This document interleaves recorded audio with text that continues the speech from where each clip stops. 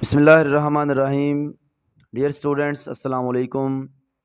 आज की इस वीडियो में हम class 10th chemistry chapter number 9 chemical equilibrium, इसका एक most important question, equilibrium constant से क्या मुराद है, इसका फार्मूला लिखें। नीज इसकी वैल्यू किस तरह मालूम की जा सकती है। मिसाल से साबित करें कि केसी यूनिट्स किस तरह मालूम किए जा सकते हैं। ये एक क्वेश्चन जो है, या यूँ कह ले कि एक क्वेश्चन में ही 2-3 क्वेश्चन पूछ लिए गए हैं। ये शॉर्ट क्वेश्चन में भी पूछ सकते हैं और इसी तरह बिल्कुल ये लॉन्ग क्वेश्चन में भी आ सकता है। तो यानी कि आप ये पूरा क्वेश्चन तैयार करें तो तकरीबन आपका शॉर्ट क्वेश्चन भी इसमें तैयार हो जाएगा और उसके साथ साथ जो लॉन्ग क्वेश्चन के पॉइंट ऑफ व्यू से वो भी आपका ये तैयार हो जाएगा। तो चलते हैं इसके आंसर की तरफ। सबसे पहले हम इक्विलिब्रियम कांस्टेंट को डिफाइन करते हैं कि ये इक्विलिब्रियम कांस्टेंट है क्या। इक्विलिब्रियम कांस्टेंट मतवाजन कीमे मसावात में प्रोडक्ट्स के कोएफिशिएंट्स, इनकी मोलर कंसंट्रेशन के बतौर कुव्वत नमा का हासिल ज़रब और रिएक्टेंट्स के कोएफिशिएंट, इनकी मोलर कंसंट्रेशन के बतौर कुव्वत नमा के हासिल ज़रब के दरमियान निस्बत है। यानी कि जैसे हम पहले लिखते थे कि के सी इज़ इक्वल टू, इसका हम बाकायदा रफ अमल में ज़रा आपको समझाता हूँ मैं कि ये क्या चीज़ है। इस डेफिनेशन को कैसे हम आसानी से याद रख सकते हैं। जी ये जो डेफिनेशन हमने लिखी है इक्विलिब्रियम कांस्टेंट की, इसको समझने के लिए ये हमारे पास एक मतवाजन मसावात है। एक जनरल मसावात हमने ली है जिसमें ये वाला जो ए है ये कोएफिशिएंट है। कोएफिशिएंट आपने मैथ में पढ़ा है कि अददी सर को कहते हैं।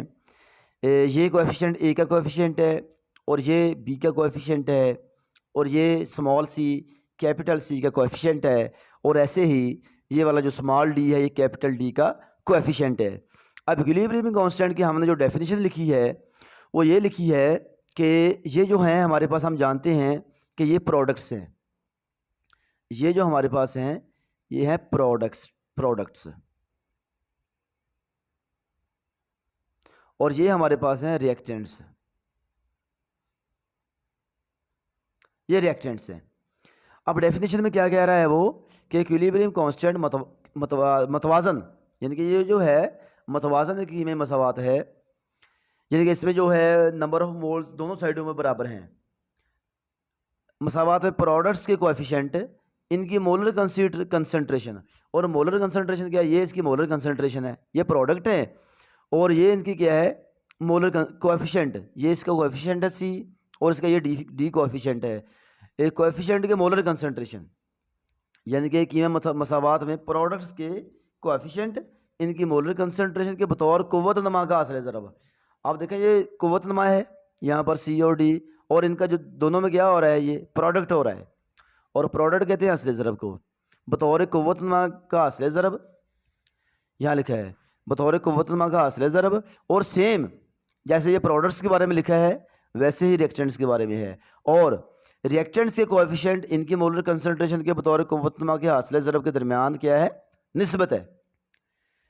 तो यानी कि आपने इसको अगर याद रखना है तो इसके लिए ये आप ऐसा कर लें कि एक लाइन यहाँ तक याद कर लें हासिल ज़रब तक, और यहाँ जैसे आपने हासिल ज़रब तक लिखना है वैसे ही आपने सिर्फ रिएक्टेंट्स का लफ्ज़ बढ़ाना है, बाकी वो सेम वही चीज़ ऊपर वाली लिख देनी है और एंड पे ये अपना दरमियान निस्बत है ये लिख देना है। और अगर हम इसको फार्मूला के तौर पर लिखें, जैसा कि क्वेश्चन में भी था, इसका फार्मूला लिखें तो ये इसका फार्मूला है के सी, यानी कि इक्विलिब्रियम कांस्टेंट, ये बराबर किसके है प्रोडक्ट्स के कोएफिशिएंट, इनकी मोलर कंसंट्रेशन के बतौर कुव्वतनुमा का हासिल ज़रब। यानी कि प्रोडक्ट्स वाली लाइन जो है ऊपर आनी है क्योंकि ये प्रोडक्ट्स है हमारे पास सी और डी, तो ये ऊपर है। जो रिएक्टेंट्स हैं ए और बी ये हमारे पास क्या है, ये नीचे हैं। तो ऐसे ही ये फार्मूला भी ऐसे ही है कि प्रोडक्ट्स वाली लाइन जो ऊपर लिखनी है आपने, और ये वाली लाइन वही है जो आपने ऊपर डेफिनेशन में लिखी है, और नीचे इसके क्या आ गया रिएक्टेंट्स के कोएफिशिएंट, इनकी मोलर कंसंट्रेशन के बतौर कुव्वतनुमा का हासिल ज़रब। अब दूसरा क्या चीज़ है जी, केसी की वैल्यू मालूम करने का तरीकाकार, कि केसी यानी कि इक्विलिब्रियम कांस्टेंट की वैल्यू हम कैसे मालूम करते हैं। रवायती तरीकाकार यही है कि प्रोडक्ट्स की जानब मौजूद अशिया को न्यूमरेटर और रिएक्टेंट्स की जानब अशिया को डिनोमिनेटर के तौर पर लिखते हैं। अब न्यूमिनेटर क्या है और डिनोमिनेटर क्या है? न्यूमिनेटर जो होता है, जो ये ऊपर वाली चीज़ है, ये न्यूमिनेटर है, और नीचे क्या है, ये डिनोमिनेटर है। यानी कि जो प्रोडक्ट्स हैं वो हम न्यूमिनेटर में लिखते हैं, यानी कि ऊपर लिखते हैं, और जो रिएक्टेंट्स हैं यानी कि यहाँ पर ये वाले प्रोडक्ट्स हैं, और ये क्या है, न्यूमिनेटर है, और ये क्या है, रिएक्टेंट्स है, नीचे रिएक्टेंट्स होते हैं, और ये क्या हमारे पास डिनोमिनेटर है, ये डिनोमिनेटर है। अब और इक्विलिब्रियम मसावात में रिएक्टेंट्स और प्रोडक्ट्स की इक्विलिब्रियम कंसंट्रेशन की वैल्यू दर्ज करके हम केसी की वैल्यू मालूम कर सकते हैं। यानी कि इस फार्मूला में हम ये आगे आगे इसके बारे में हम न्यूमेरिकल्स करेंगे, उसमें मज़ीद ये चीज़ वाज़ह हो जाएगी कि जहाँ पर यानी कि जब हम इसकी वैल्यू मालूम करते हैं तो इसकी जगह पे सी की जगह पे सी की वैल्यू पुट करते हैं, और डी की जगह पे डी की वैल्यू पुट करते हैं। ऐसे ही नीचे ए और बी की जगह पे भी इनकी वैल्यू लगाते हैं। वो वैल्यू कहाँ से आती है? वो क्वेश्चन वाले देते हैं हमें, वो क्वेश्चन में वैल्यूज़ हमें दी होती हैं, वो कीमतें जहाँ लगा के तो उसका हम वो प्रोडक्ट करके नीचे और ऊपर, और फिर उनको हम क्या कर देते हैं, तकसीम कर देते हैं। वो जो हमारा जवाब आता है वो केसी की वैल्यू होती है। अब केसी की वैल्यू का इन्हिसार किस बात पर है? केसी की वैल्यू का इन्हिसार सिर्फ टेम्परेचर पर है। यानी कि केसी की जो वैल्यू है, इक्विलिब्रियम कांस्टेंट की जो वैल्यू होती है वो सिर्फ डिपेंड करती है टेम्परेचर पे, ना रिएक्टेंट्स की कंसनट्रेशन पे डिपेंड करती है, ना ही प्रोडक्ट्स की कंसनट्रेशन पे डिपेंड करती है, सिर्फ टेम्परेचर पे डिपेंड करती है। टेम्परेचर दिया होता है, गिवन होता है, उसके मुताबिक जो है वो केसी की वैल्यू जो भी आती है वो हम लिखते हैं। ये यहाँ पर लिखा हुआ था, ये डेफिनेशन इसकी।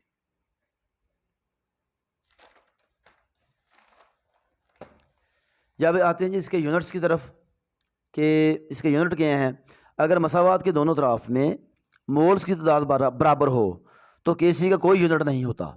ये बड़ी अहम बात है, ये आपने याद रखनी है कि इसका जो है केसी का यूनिट किस वक्त कोई नहीं होता, इनके कब क्यों इसका यूनिट नहीं होता। तो ये हमने देखा है, यहाँ पर H2 है प्लस I2 है, यानी कि हाइड्रोजन और आयोडीन जब ये रिएक्ट करते हैं तो हाइड्रोजन आयोडाइड बनता है। अब यहाँ पर तो आप देखें कि हाइड्रोजन का जो है नंबर ऑफ मोल 1 है, और आयोडीन का नंबर ऑफ मोल ये भी 1 है, और यहाँ पर भी 2 हैं हाइड्रोजन के नंबर ऑफ मोल्स, और आयोडीन के भी 2 हैं, यानी कि जो है नंबर ऑफ मोल्स वो बराबर हैं। तो जब नंबर ऑफ मोल्स बराबर होते हैं तो इसका केसी का कोई यूनिट नहीं होता। यानी कि हम वो देख भी लेते हैं, बाकायदा हम इसे सॉल्व करते हैं कि केसी बराबर हम जानते हैं कि प्रोडक्ट ऊपर लिखते हैं, नीचे रिएक्टेंट्स लिखते हैं, और प्रोडक्ट इसमें HI है यानी कि हाइड्रोजन आयोडाइड है, और ये जो 2 है यानी कि इसका कोएफिशिएंट है, ये हमने ऊपर कुव्वतनमा के तौर पर लिख दिया। और ऐसे ही हाइड्रोजन यहाँ पर ये जो रिएक्टेंट्स हैं, हाइड्रोजन नीचे आ गया और साथ इसके आयोडीन आ गया। अब चूंकि इसका तो जो कोएफिशिएंट है 1 है, तो 1 को जब पावर पे लिखते हैं तो वो 1 ही होता है, लिखते नहीं हैं हम। ऐसे ही आयोडीन का जो कोएफिशिएंट है 1 है, और 1 यहाँ पर लिखे या ना लिखे उससे कोई फ़र्क नहीं पड़ता। तो आप ज़रा देखें, हमने इसके जो हैं यूनिट्स पढ़े हैं, जो उसमें पढ़े थे, हमने पिछली एक वीडियो की थी, उसमें जो है एक हमने वो मोलर मास पढ़ा था जी। हमने ना इसकी पहले की वीडियो में जो पढ़ा था वो लॉ ऑफ मास सेक्शन, उसमें हमने यूनिट उसके पढ़े थे कि मोल पर डेसीमीटर क्यूब। अब यानी कि हाइड्रोजन आयोडाइड इसका तो यूनिट आ गया मोल पर डेसीमीटर क्यूब, और ये वाला 2 एज इट इज़ यहाँ पर आ गया। अब ये वाला जो हाइड्रोजन है इसके भी यूनिट वही है, मोल पर डेसीमीटर क्यूब। ये आयोडीन है, इसके भी यूनिट यही है, मोल पर डेसीमीटर क्यूब। अब क्या होगा कि अब यहाँ पर भी इसकी पावर 1 है, और यहाँ पर भी इसकी पावर 1 है, ये 1 और 1 ऐड हो गए, दो हो गए। अब ये सेम आ गए, जो ऊपर है वही नीचे है, तो अब हम इसको काट देते हैं, तो अब क्या बचा हमारे पास? कुछ भी नहीं बचा। तो इसलिए जो केसी की वैल्यू हमारे पास है कोई नहीं है, इनके इसका कोई यूनिट नहीं है। तो अब आप दूसरे इसके पॉइंट की तरफ बढ़ते हैं कि अगर मसावात के दोनों तरफ रिएक्टेंट्स और प्रोडक्ट्स की मोल की तादाद बराबर नहीं होती तो इसके लिए केसी के यूनिट होते हैं। यानी कि ये उसके उलट है कि अगर इसमें रिएक्टेंट और प्रोडक्ट के मोल की तादाद बराबर ना हो तो इसके यूनिट फिर होते हैं। मसलन ये नाइट्रोजन है, ये हाइड्रोजन है, ये यहाँ अब क्या बना रिएक्ट करके NH3 बना।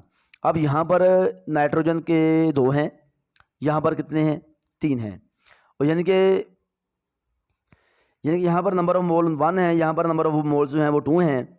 तो यहाँ पर ऐसे ये जैसे इसमें था कि वो सेम थे, 1 और 1 2, यहाँ पर भी 2 हैं, तो यहाँ पर जो है नंबर ऑफ मोल्स का फ़र्क है, इक्वल नहीं है। इसलिए फिर अब जब हम इसका जो है ये फार्मूला लिखेंगे Kc is equal to NH3, और ये जो पावर है इसकी यहाँ पर आ गई, और यहाँ पर जो है रेक्टेंट्स नीचे आ गए N2 और H2। अब ज़रा गौर करें, यहाँ पर इसकी पावर 2 है, यहाँ पर 3 और 1, यहाँ पर 4 बन रही है, ठीक है, यानी कि ये जो बराबर नहीं है तादाद इसकी, जबकि यहाँ पर बराबर थी, यहाँ ऊपर भी 2 है, यहाँ भी 1 है और यहाँ भी 1 है, 1 और 1 2, ऊपर भी 2 है। अब यहाँ पर ऐसा नहीं है, यहाँ पर पावर 2 है और यहाँ 3 है, यहाँ से बराबर नहीं है, बल्कि 3 में ये 1 भी ऐड होना है, 4 हो जाएगी। इसलिए यहाँ पर नंबर ऑफ मोल्स जो है वो बराबर नहीं है, इसलिए इसके यूनिट होंगे। तो फिर इसके क्या यूनिट होंगे वो अब हम यहाँ पर इसे अक्स करेंगे। इसका यूनिट तो होता है मोल पर डेसीमीटर क्यूब, ये पावर 2 एज इट इज़ यहाँ पर आ गई, और इसका मोल पर डेसीमीटर क्यूब आ गया, और यहाँ पर भी मोल पर डेसीमीटर क्यूब, और ये जो 3 है एज इट इज़ यहाँ पर आ गया। अब हमने क्या किया, इस 2 को इस -3 से मल्टीप्लाई किया, तो 2 को जब 3 से मल्टीप्लाई किया -6 आ गया, और ये जो है ये वाला ये यहाँ पर ऐसे ही आ गया, ठीक है जी। और इस 3 को भी इस 3 से मल्टीप्लाई किया, 3 3 ज़ार 9, तो ये हमारे पास ऐसे आ गया। अब चूंकि हम जानते हैं मैथमेटिक्स में हमने पढ़ा है कि जब बेस सेम हो तो पावर्स आपस में ऐड हो जाती हैं। तो जब ये भी मोल डेसीमीटर है, ये भी मोल डेसीमीटर है, इसकी पावर -9 है, इसकी पावर -3 है, तो ज़ाहिर बात पावर्स ऐड होंगी, तो 9 और 3 माइनस माइनस प्लस, 9 और 3 12, और साथ इसके साइन आ जाएगा माइनस का। तो ये हमारे पास ये बना। इसको हल करने के बाद ये स्टेप आया। अब इस स्टेप को हल करेंगे, ये जो मोल पर डेसीमीटर की ताकत -6 है, ये तो एज इट इज़ यहाँ पर आ गया। अब ये जो -12 है, जब ये ऊपर जाएगा, अब नीचे है बटे में, जब ये ऊपर जाएगा तो पॉजिटिव का हो जाएगा, यानी कि नीचे माइनस था, ऊपर चला गया प्लस का हो गया। अब भी यहाँ पर देखें आप कि ये भी मोल डेसीमीटर है, ये भी मोल डेसीमीटर है, और दोनों सेम है यूनिट, और आपस में मल्टीप्लाई भी हो रहे हैं, तो पावर आप इनकी जमा हो जाएंगी। जब ये -6 और +12 ऐड होंगे तो हमारे पास आ जाएगा जवाब इसका 6 + 6, यानी कि प्लस माइनस माइनस 12 में से 6 निकले तो 6 बच गए हमारे पास। तो ये इसके फिर केसी के यूनिट बने। यहाँ पर तो वो कैंसिल हो गए थे, सेम थे, अब यहाँ पर सेम नहीं है, ये -6 है, ये -12 है, कैंसिल तो नहीं होंगे ना ये। तो फिर हमने इसको सॉल्व किया तो हमारे पास इसके ये यूनिट बने, और ये यूनिट तब बने जब हमारे पास इसके जो है नंबर ऑफ मोल्स डिफरेंट होते हैं। तो आज की वीडियो के लिए इतना ही है। तो उम्मीद करता हूँ आपको बिल्कुल भी अच्छे से समझ आ गई होगी। फिर भी कहीं से कोई मसला हो तो आप कमेंट सेक्शन में कमेंट करके ज़रूर पूछिएगा। बहुत शुक्रिया, अल्लाह हाफिज़।